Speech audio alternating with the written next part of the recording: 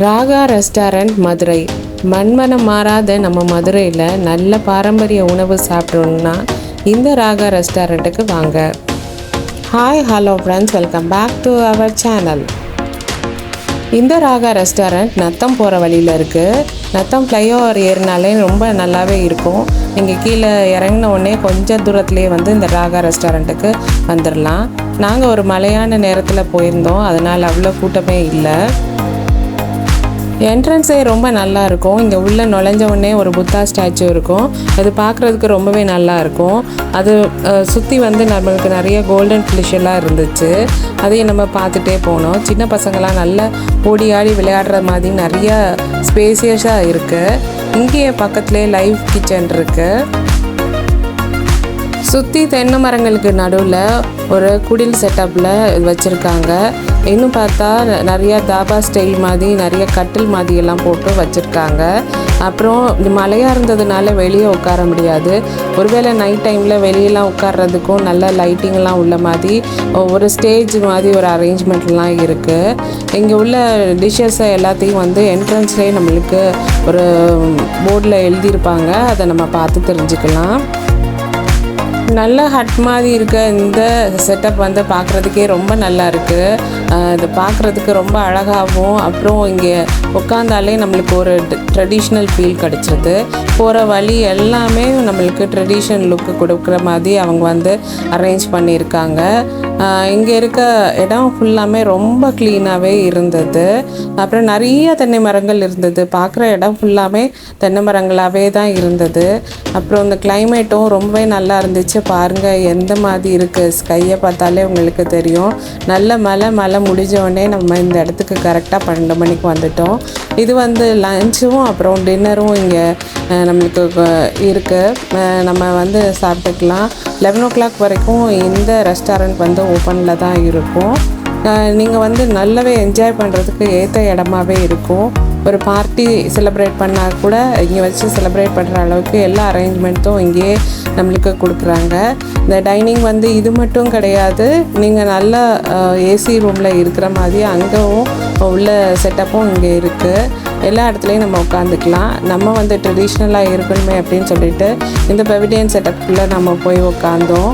இங்கே நம்ம கேட்குறது எல்லாமே உடனே சமைச்சு தர்றாங்க. இங்கே நிறைய கோழிகள் எல்லாமே வளர்க்குறாங்கன்னு சொல்கிறாங்க. அந்த கோழிகளே தான் பிடிச்சி சமையலுக்கு யூஸ் பண்ணுறாங்க. அதனால் இங்கே இருக்க எல்லாமே ஃப்ரெஷ்ஷானதாக கிடைக்கும் அப்படின்னு சொல்லி அவங்க சொல்கிறாங்க. மழை பெய்கிறத பார்த்த உடனே நம்மளுக்கு முத போய் ஐஸ்கிரீம் சாப்பிடணுன்னு ரொம்ப ஆசை வந்துருச்சு. ஸோ இங்கேயே ஐஸ்கிரீம் இருக்குது. நம்மளுக்கு சாப்பிட்டுட்டு அவங்களே எடுத்துகிட்டு வருவாங்க. நாங்கள் அது வரைக்கும் பொறுக்கல. நாங்கள் முதலே ஐஸ்கிரீம் சாப்பிட்றதுக்கு போயிட்டோம். அருண் ஐஸ்கிரீம் உள்ளே இருக்குது. அங்கே நம்ம என்ன வெரைட்டி நம்மளுக்கு வேணுமோ நம்ம வாங்கி சாப்பிட்டுக்கலாம். நம்ம மழையாக இருந்தோடனே சில பேர் மழையில் சாப்பிட்றதுக்கு விரும்ப மாட்டாங்க. ஆனால் இந்த மழை பெய்கிறப்போ ஐஸ்கிரீம் சாப்பிட்டா இன்னுமே ரொம்ப ஜாலியாகவே இருக்கும். அதனால் பசங்க எல்லாருமே சரிட்டு ஐஸ்கிரீம் சாப்பிட்லாம் அப்படின்னு சொல்லிட்டு நம்ம போய் ஐஸ்கிரீம் வாங்குறதுக்கு போயிட்டாங்க. நான் இந்த கோல்டன் ஃபிஷ்ஷெல்லாம் நான் பார்த்து என்ஜாய் பண்ணிகிட்டு இருந்தேன். அப்படியே வீடியோவில் உங்களுக்கு காட்டுறேன், நீங்கள் பார்த்து தெரிஞ்சுக்கோங்க. இந்த கட்டில்லாம் தான் இந்த தாபா ஸ்டைலில் உட்காந்து சாப்பிட்றதுக்காக இருக்குது. ஐலோ ராகா அப்படின்னு சொல்லிட்டு ஒரு அழகான வால் பெயிண்டிங் பண்ணியிருக்காங்க. ரொம்பவே பார்க்குறதுக்கு நல்லா இருக்குது. நம்ம ஐஸ்கிரீம் பார்க்க போகிறோம். இந்த இடம் எப்படி இருக்குதுன்னு பாருங்கள். இங்கே நிறைய வாட்டர் பாட்டில் அப்புறம் ஐஸ்கிரீம் எல்லாம் வச்சுருக்காங்க. அப்போ தான் எடுத்து எல்லாம் அடுக்கி வச்சிட்டு இருந்தாங்க. நம்ம என்ன வேணும் அப்படின்னு சொல்லி கேட்டுட்டு நம்ம 1 2 இல்லைங்க நிறையாவே வாங்கிட்டு நம்ம ஐஸ்கிரீம் பார்த்தோன்னே நம்மளுக்கு ரொம்ப குஷியாகி போயிடுச்சு.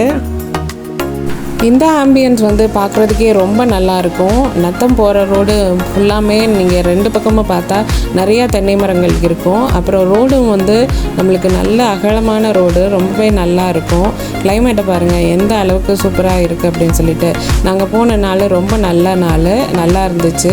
ஆனால் முன்னாடி என்ட்ரன்ஸில் போகிற வழி ரொம்ப சேரும் சகதியாக இருந்துச்சு. அது கொஞ்சம் அவங்க சரி பண்ணினாங்கன்னா ரொம்ப நல்லாயிருக்கும் அப்படின்னு சொல்லிட்டு நான் நினைக்கிறேன். ஐஸ்கிரீம் இப்போ வாங்கியாச்சு. அதை சாப்பிட்டுட்டே நம்ம அப்படியே நடந்து போய் எல்லா இடத்தையும் பார்த்துட்டு அதுக்கப்புறம் நம்ம போய் ஃபுட்டெல்லாம் ஆர்டர் பண்ணலாம். ஏன்னா நம்ம கரெக்ட் டைமுக்கு வந்திருக்கோம். அவங்களுக்கு கொஞ்சம் ரெடி ஆகட்டும் அப்படின்னு சொல்லி பார்த்துட்டு இருந்தோம். ஆனால் அவங்க 5 நிமிஷத்தில் ஃபுட்டை கொண்டு வந்துட்டாங்க. நம்ம வந்து ஒரு ஐர மீன் வாங்கிக்கிட்டோம், அப்புறம் வந்து சிக்கன் கிரேவி வாங்கிக்கிட்டோம், அப்புறம் வந்து மட்டன் பிரியாணி ஒன்று வாங்கிக்கிட்டோம், அப்புறம் ஒரு சிக்கன் பிரியாணி ஒன்று வாங்கிக்கிட்டோம்.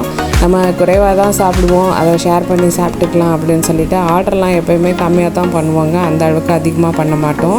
ஆனால் எல்லாமே டேஸ்ட் வைஸில் ரொம்ப நல்லா இருந்தது, குவான்டிட்டியும் ரொம்ப நல்லா இருந்தது. ஆனால் ஒரே ஒரு விஷயம், எங்கள் வீட்டில் எல்லாருமே நாங்கள் காரம் குறைவாக சாப்பிடுவோம். ஆனால் இது ரொம்ப ஸ்பைசியாகவே இருந்தது.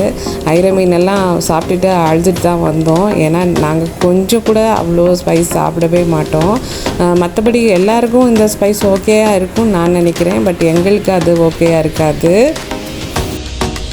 மண்பானையில் இந்த பிரியாணி ரொம்பவே மணக்க நல்லா இருந்துச்சு. நான் ஒரு ரைஸ் வாங்கிக்கிட்டேன். நம்மளுக்கு எப்போயுமே பாயில்டு ரைஸ் தான் நம்மளுக்கு ரொம்ப விருப்பம். இந்த ரைஸோட நம்மளுக்கு ஐர மீன் இதெல்லாம் வச்சு சாப்பிட்டா சும்மா செம்மையாக இருக்கும், மலைக்கு அதுக்கும் நல்லா இருக்கும் அப்படின்னு சொல்லிட்டு பயங்கரமாக வாங்கினோம். அதுக்கப்புறம் பொட்டேட்டோ வந்து ஸ்மாஷ் பொட்டேட்டோ வச்சாங்க அதுக்கு. அப்புறம் வந்து நிறைய டிஷ்ஷஸ் எல்லாம் வாங்கிக்கிட்டோம். ஐர மீன் ஊற்றி சாப்பிட்டோம், கொஞ்சம் காரம் பயங்கரமாக இருந்துச்சு. அதுக்கப்புறம் வந்து நம்ம வந்து ஃப்ரைட் ரைஸ் ஒன்று வாங்கியிருந்தோம், ஒரு சிக்கன் ஃப்ரைட் ரைஸு. அதுக்கு வந்து சாஸ் வச்சாங்க. அதுக்கப்புறம் பார்த்தா நம்மளுக்கு வந்து சிக்கன் நிறைய வாங்கிக்கிட்டோம், ப்ரான் நிறைய வாங்கிக்கிட்டோம். இது சொல்லணுங்க கண்டிப்பாக, இது வந்து நம்மளுக்கு செவரட்டி அந்த அளவுக்கு சூப்பரான செவரட்டிங்க, அவ்வளோ நல்லாவே இருந்தது. அந்த செவரட்டி எப்படி செஞ்சாங்கன்னே தெரில, அப்படியே லட்டு மாதிரி இருந்தது. எடுத்து போட்டு சாப்பிட இது மாதிரி நான் செவரட்டி செஞ்சு நான் பார்த்ததே இல்லை. அந்தளவுக்கு சூப்பராகவே இருந்துச்சு. ஃப்ரைட் ரைஸுமே ரொம்பவே நல்லாவே செஞ்சுருந்தாங்க. ஃபுட்டு எல்லாமே நம்ம வீட்டில் சமைக்கிற மாதிரியே சூப்பராக இருந்தது. நம்ம தைரியமாகவே வாங்கி சாப்பிட்லாம். அந்த அளவுக்கு எந்த ஒரு இதுவும் இல்லாமல் அந்த ஃபுட்டு வந்து ரொம்பவே சூப்பராகவே இருந்தது. நம்ம வீட்டில் உட்காந்து நம்ம சாப்பிடையில என்ன ஒரு ஃபீல் கிடைக்குமோ அதே ஃபீல் தான் வந்து இந்த ரெஸ்டாரண்ட்டில் நாங்கள் சாப்பிடையில நாங்கள் ஃபீல் பண்ணோம். எக்கச்சக்கமான வெரைட்டிகள் இருந்தது. ஆனால் நாங்கள் ரொம்ப கொஞ்சமான வெரைட்டி தான் நம்ம சாப்பிட்டோம். இந்த சாப்பாடு எல்லாமே ரொம்ப சாப்பிட்றதுக்குவே நல்லா இருந்தது. சூப்பரான சாப்பாடு, சூப்பரான ஆம்பியன்ஸ். கண்டிப்பாக நீங்களும் வந்தால் என்ஜாய் பண்ணுவீங்க. கண்டிப்பாக மதுரை வந்தால் ராகா ரெஸ்டாரண்ட்டுக்கு நீங்கள் வாங்க. நத்தம் ஃப்ளைஓவர் ஏறி இறங்கும்பொழுது லெஃப்ட் சைடில் நம்மளுக்கு இது இருக்கும். தேங்க்ஸ் ஃபார் வாட்சிங்.